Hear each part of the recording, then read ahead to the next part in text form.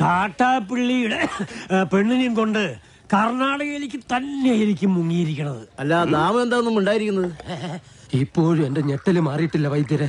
വെള്ളത്തിൽ ഞാൻ മുങ്ങിയതിന് ശേഷം അമ്പലക്കുളത്തിൽ ആന ഇറങ്ങിയതുപോലെ കാട്ടാപ്പള്ളി വെള്ളം ഒന്ന് കലക്കി മറിച്ച് നോക്കി. അപ്പോഴെങ്ങാനും എന്നെ അദ്ദേഹത്തിന്റെ കൈ കിട്ടിയിരുന്നെങ്കിൽ എന്റെ ശിവനെ, എന്നെ എവിടെ വെച്ച് കണ്ടാലും വെട്ടിക്കൊല്ലാനോ അയാൾ ഓർഡർ ഇട്ടേക്കുന്നത്. അങ്ങനെ പേടിച്ചു പോകുന്നവനൊന്നും അല്ല ഞാൻ. എന്നാലും വെറുതെ ചോദിക്കുക, ഈ കോയമ്പത്തൂർക്കുള്ള ബസ് പോയാലോ? ശിവനെ, മിസ്റ്റർ ദശമൂലം, നിങ്ങൾ എന്തിനാണ് പേടിക്കുന്നത്? ധൈര്യമായിട്ടിരിക്കണം. ഞാൻ ചത്തോയ എന്റെ പിള്ളേർക്ക് നീ ചെലവിന് കൊടുക്കൂടാ. അതെ, വെറുതെ ധൈര്യം നിന്ന് ആളെ കൊല്ലാൻ നോക്കാം. നീ എന്തിനാ അയാളോട് ദേഷ്യപ്പെട്ടേ? ഞാൻ ആരോടെങ്കിലും കുറച്ച് ഗുണ്ടായുസം കാണിച്ചു ഒന്ന് റിലാക്സ് ചെയ്തോട്ടെ പറഞ്ഞുള്ളേ. എന്തൊക്കെ പറഞ്ഞാലും വാസുവിന്റെ മക്കളുടെ കാര്യം ആ കഷ്ടത്തിലായത്.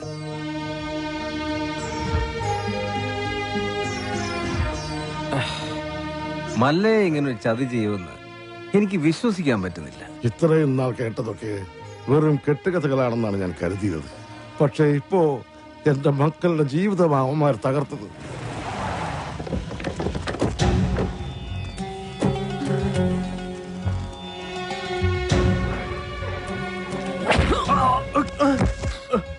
പറടാ, എവിടേക്കാ നിന്റെ മല്ലയ്യ അവളെ കൊണ്ട് പോയത്? എനിക്കറിയില്ല. അറിയില്ലേ? എങ്കിൽ പിന്നെ നിന്റെ ശവം കാണാൻ അവൻ വരുന്നു. അവനൊന്നും ചെയ്യരുത്. അവൻ അറിയില്ല. മല്ലയ്യ നമ്മളെയെല്ലാം ഒരുപോലെ ചതിച്ചവനാ. പണ്ടും അവൻ ചതിച്ചിട്ടുണ്ട്. അവൻ മല്ലയ്യൊന്നുമല്ല, പണ്ട് ഇവിടെ നിന്ന് പണവും മൂട്ടിച്ചൊണ്ടു പോയ വീരുവാ.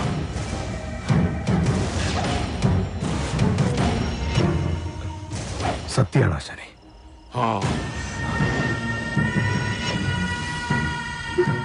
നാഗേന്ദ്ര, ഇനി നമ്മൾ തമ്മിൽ ശത്രുതയില്ല. പക്ഷെ ഒരവകാശം നീ എനിക്ക് വിട്ടുതരണം. അവനെ കൊല്ലാനുള്ള അവകാശം. എന്റെ ശത്രുവിനെ നിനക്ക് വിട്ടുതരാനോ? പോടാ, നീ കാഴ്ചക്കാരനായിക്കോ. കണക്കുകളൊക്കെ എനിക്ക് തീർക്കണം. ജീവൻ പോകുമ്പോഴുള്ള അവന്റെ പെടച്ചില് കണ്ട് നീ രസിച്ചോ? ഇനി അവൻ രക്ഷപ്പെടില്ല. ഏത് മാളത്തിൽ പോയി ഒളിച്ചാലും ഈ നാഗേന്ദ്രൻ അവനെ പൊക്കിയിരിക്കും. പാടാ.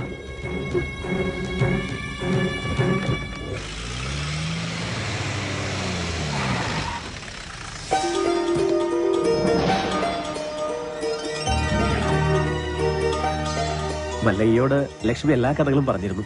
ഇദ്ദേഹത്തിന്റെ സഹായമില്ലായിരുന്നുവെങ്കിൽ. സ്നേഹിച്ച പെണ്ണിനെ കല്യാണം ആലോചിക്കാൻ ചെന്ന എന്റെ മകനെ അയാള് ഇനി ഇവിടെ വന്നെങ്ങാനും വരല്ല. അവൻ ആവശ്യം എന്നെ. ഞാൻ അവന്റെ അടുത്തേക്കാണ് പോണത്.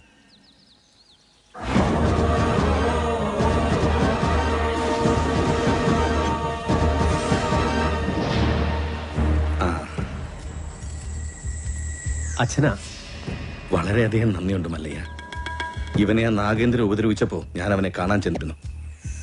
പക്ഷെ ആ പടിക്കകത്തോട്ട് പോലും അവൻ എന്നെ കയറ്റിയില്ല.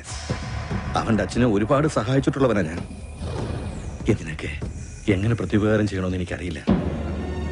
സാർ പണ്ട് എനക്കും ഒരുപാട് സഹായം ചെയ്തിട്ടുണ്ട്. അതിന് പകരമായ ഒരു ചെറിയ സഹായം അതിനേ ഉള്ളൂ. ഒന്ന് പുറത്തേക്ക് വരുമ്പോ എനിക്കൊരു ചെറിയ കാര്യം പറയാനുണ്ട്. പിന്നെന്താ?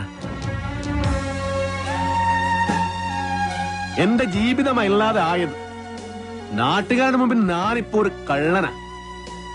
എല്ലാ സത്യങ്ങളും നിങ്ങളേക്കറിയാം. ഇഷ്ടകാലമായുള്ള സാറേ, ഇനിയെങ്കിലും പറയൂ. മസനഗുഡിയിൽ വെച്ച് ഉണ്ണിത്താനെ ആക്രമിച്ചവനെ പിടികൂടി ചോദ്യം ചെയ്തപ്പോ ആര് പറഞ്ഞിട്ടാ നീ അത് ചെയ്തത്? അവൻ വീരുവിന്റെ പേരല്ല പറഞ്ഞത്. സാർ, രക്ഷിക്കണം. എന്ത് വേണമെങ്കിലും ചെയ്യാൻ ഞാൻ. ഉണ്ണിത്താനോട് കൂറുള്ള ഏതോ പോലീസുകാരൻ ആ സത്യം ഉണ്ണിത്താനെ അറിയിച്ചു. കൂടെ നടന്നിട്ട് ചതിക്കായിരുന്നില്ലടാ. ലാഭം കിട്ടുന്ന വകയിൽ ന്യായമായ പങ്ക് തന്നില്ലെങ്കിൽ നീ ചതിക്കൂടാ എന്ന് ഞാൻ നിനക്ക് കൂടുതലേ തന്നിട്ടുള്ളൂ. കണക്ക് പ്രകാരം എനിക്ക് ഇനിയും കൂടുതലേ കിട്ടാനുള്ളൂ. കുറുപ്പച്ചാ വേണ്ട, ഇത് നാട്ടുകാരുടെ പണമാ. ആ ദുഡിൻ പറ്റി കൊണ്ട് ഓടൂ. ഓടിപ്പിടോ.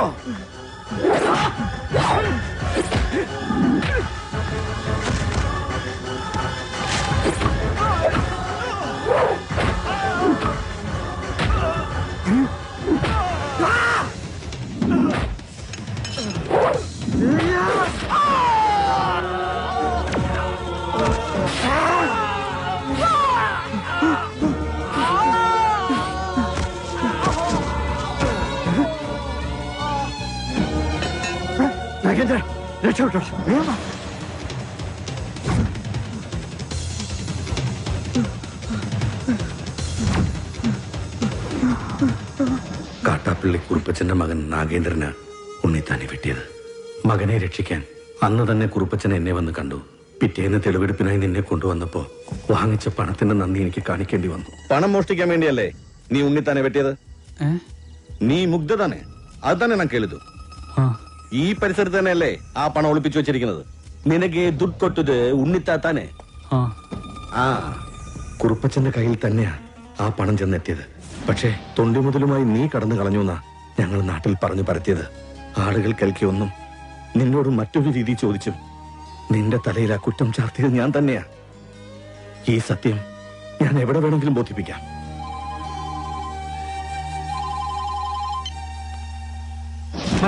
മല്ലയ്യ വീരുവാണ് നാട്ടുകാർ മുഴുവൻ അറിഞ്ഞു. അവരാകെ ഇളകിയിരിക്കുക. നമ്മുടെ ബംഗ്ലാവിനോട് കല്ലെറിഞ്ഞു. ഇപ്പൊ ഇതാ തോട്ടത്തിലെ ഷെഡും കത്തിച്ചു.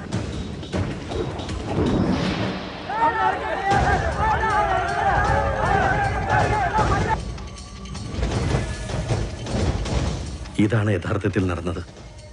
ഈ കേസിൽ ഇദ്ദേഹം നിരപരാധിയാണ്. ഉണ്ണിത്താനെ വെട്ടിയിട്ട് നാട്ടുകാരുടെ പണവുമായിട്ട് മുങ്ങിന്നാണല്ലോ ആരോപണം.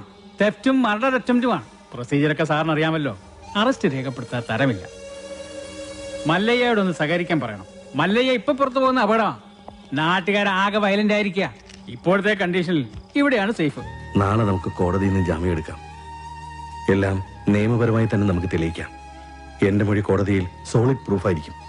പിന്നെ ഈ നാട്ടുകാരുടെ മുന്നിൽ മല്ലയ്യയ്ക്ക് തല ഉയർത്തി പിടിച്ച് നടക്കാം. ധൈര്യമായിട്ടിരിക്കും. നാഗേന്ദ്രൻ സാറേ, ഇനി കഷ്ടപ്പെട്ട ആളെ തപ്പി നടക്കണ്ട. ആളത്തെ താനേ ഇങ്ങ് കൂട്ടിക്കയറി വന്നിട്ടുണ്ട്.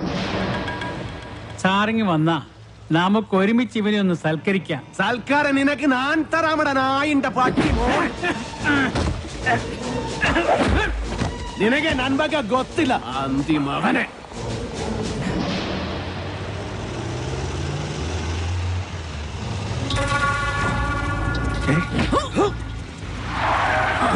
നടന്നതെല്ലാം നീ കോടതി പറയല്ലേ?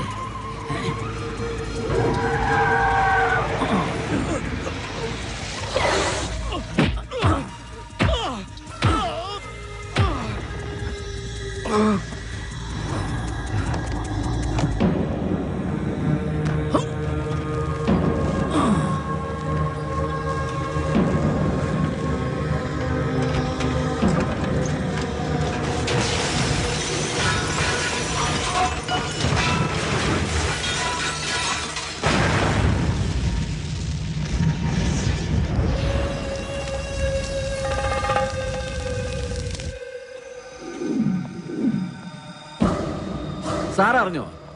കോടതിയിൽ മൊഴി നൽകേണ്ട കൃഷ്ണദാസ് ഇന്നലെ ഒരു കാർ ആക്സിഡന്റിൽ മരിച്ചു. ഇനി ഇവൻ എങ്ങനെ സത്യം തെളിയിക്കുന്ന എനിക്ക് അറിയേണ്ടത്. എന്റെ റോള് തീർന്നു. കണക്കുകളൊക്കെ വേഗം തീർത്തണം. അതിവിടെ വെച്ച് വേണ്ട, നാട്ടുകാരുടെ മുമ്പിൽ വെച്ച്. ഒരു തരിമ്പ് ജീവൻ ബാക്കി വെച്ചിട്ട് ഞാൻ ഇവനെ നാട്ടുകാരുടെ മുമ്പിലേക്ക് അങ്ങ് എറിഞ്ഞു കൊടുക്കും. പിന്നെ അവര് നോക്കിക്കോളും. ജനങ്ങളെ വഞ്ചിച്ചവനെ ജനങ്ങൾ ആക്രമിച്ചു കൊന്നു. അതായിരിക്കണം നാളത്തെ വാർത്ത. അല്ലാതെ ഇവനൊക്കെ ജയിലിൽ പോയ കുറച്ചുനാൾ കഴിയുമ്പോ ഇങ്ങ് ഇറങ്ങി പോരും. ഇതാവുമ്പോ ഇവിടെ വെച്ച് തന്നെ എന്നേക്കുമായ അന്ത്യം. കൊണ്ടിയെന്ന് ഇറക്കിവനെ ഭ്രാന്തളകിയ ജനത്തിന്റെ മുന്നിലേക്ക്.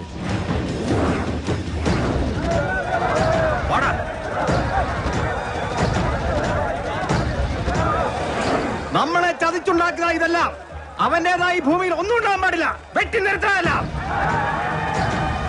വെട്ടിക്കളയണല്ല, അരിഞ്ഞ് തള്ളണ. പോ.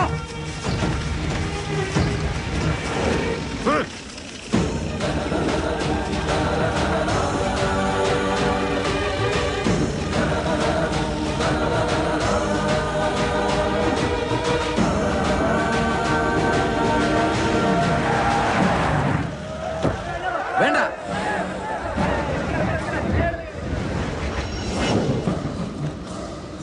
കണ്ടോ? ഈ നാട്ടുകാർ മുഴുവൻ ഇപ്പൊ നാഗേന്ദ്രന്റെ ഭാഗത്താ. ഇവരുടെ മുമ്പിൽ നീ കള്ളനാ. മകളെ കെട്ടിക്കാനും വീട് പണിയാനും സ്വരുക്കൂട്ടി വെച്ചിരുന്ന ഇവരുടെ പണം മോഷ്ടിച്ചോണ്ട് പോയ കള്ളൻ. എല്ലാം കൈവിട്ടു പോയല്ലോ ഗോപാല. ഇനി എന്ത് ചെയ്യും? സത്യം അറിയാവുന്ന ഒരേ ഒരാൾ ഉണ്ണിത്താൻ മാത്രമേ ഉള്ളൂ. ഇനി ഉണ്ണിത്താൻ സംസാരിക്കണം. ഇനി നീ എന്തൊക്കെ വിളിച്ചു പറഞ്ഞാലും ഇവരാരും വിശ്വസിക്കില്ല. ഇപ്പൊ ഞാനൊരു വിരൽ അനക്കിയാ മതി, ഇവിടെ ഒരു പട്ടിയെ തല്ലിക്കൊല്ലുന്നത് പോലെ നിന്നെ ഇവർ കൊല്ലും. പക്ഷെ നിന്നെ എനിക്ക് വേണം. ഇവരുടെ മുമ്പിൽ എനിക്ക് ജയിക്കണം. എന്നെ തോൽപ്പിച്ചിട്ട് നീ രക്ഷപ്പെട്ടു. എനിക്ക് രസപ്പെടണ്ട. ഈ മുന്നിൽ വെച്ച് നിനകൊന്നാ മതി. ഞാൻ അച്ഛനെ പോലെ സ്നേഹിച്ച മനസ്സിനെ വെട്ടിയതിന്, ഈ നാട്ടുകാരെ മുന്നിൽ എന്നെ കള്ളനാക്കിയതിന് നിന്നെ കൊല്ലണം. നായിന്റെ പട്ടി പട്ടി മോനെ. വേണ്ട.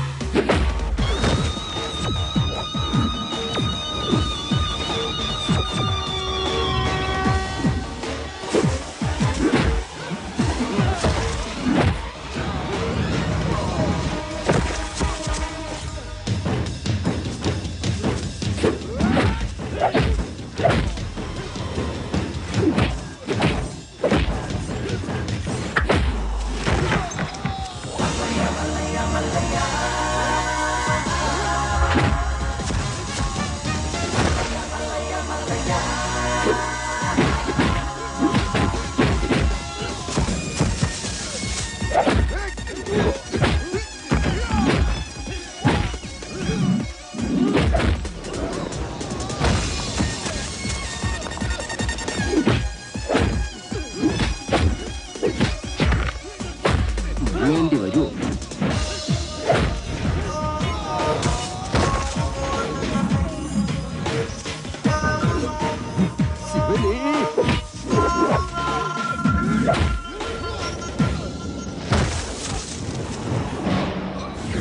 ഇദ്ദേഹത്തിന്റെ സംസാരശേഷി ഒരിക്കലും തിരിച്ചു കിട്ടില്ല. ഇനി ആ പ്രതീക്ഷ വേണ്ട. ഇനി എന്താ ചെയ്യാ?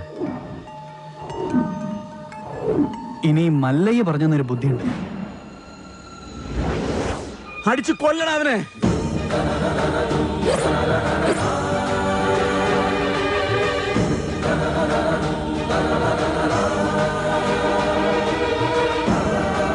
ഉണ്ണിത്താൻ സംസാരിച്ചേ, ഉണ്ണിത്താൻ സംസാരിച്ചേ, ഉണ്ണിത്താൻ സംസാരിച്ചു.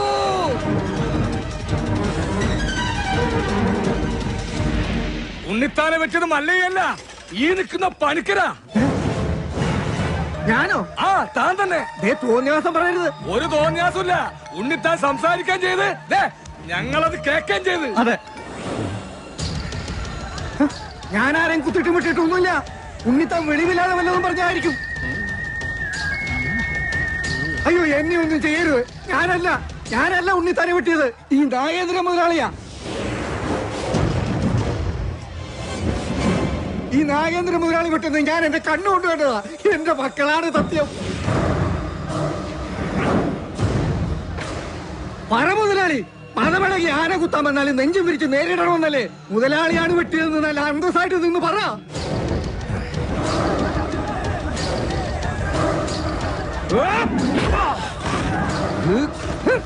ഇനി ഞാൻ അപ്പുറത്ത് നിന്നില്ലേ രക്ഷയില്ല. മുതലാളി എന്നോട് ക്ഷമിക്കണം. നീ നാട്ടുകാരെ പൊട്ടം കളിപ്പിക്കലടാ നായിന്റെ പട്ടി മോനെ. ശിവന് മെഴുടാ ഗോപാല.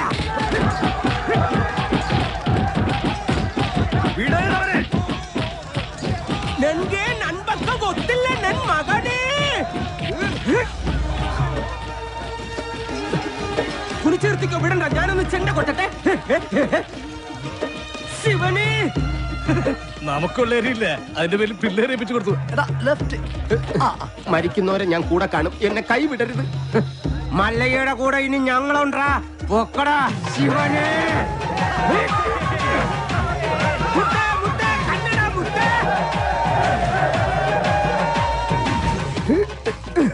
ശിവനെ, പണിക്കാരാ, സൂക്ഷിച്ച് തള്ളനെ. കയറ്റമാണ്. ഈ പണിയെടുത്ത് ജീവിക്കുന്നതാ ഏറ്റവും വലിയ പണി. ഈ വണ്ടിക്കാളെയൊക്കെ സമ്മതിക്കണം. ആഹാ, നിനക്ക് ചുമടാണല്ലേ പണി. ഞാൻ വണ്ടിക്കാളയാ. അങ്ങോട്ട് സ്പീഡിന് നടകാളെ. അത് ശരി. നമുക്ക് പണിയും തന്നിട്ട് മല്ലയ്യ കുടുംബാസൂത്രണങ്ങളുമായിട്ട് എങ്ങോട്ടാ? നൻപൊക്കെ ഗൊത്തില്ല നൻ മകനെ. കൊത്തലക്ക് നിർത്തിച്ചില്ലേ? ഹലോ, പിടിവിടല്ലോ പണിക്കരെ, പിടിവിട്ടല്ലേ. ഇന്നിനെ എന്നെ പ്രതീക്ഷിക്കണ്ട. ഞാൻ താഴെ പാറക്കുളത്തിലോ ചാനാക്കുള്ളിലോ കാണും.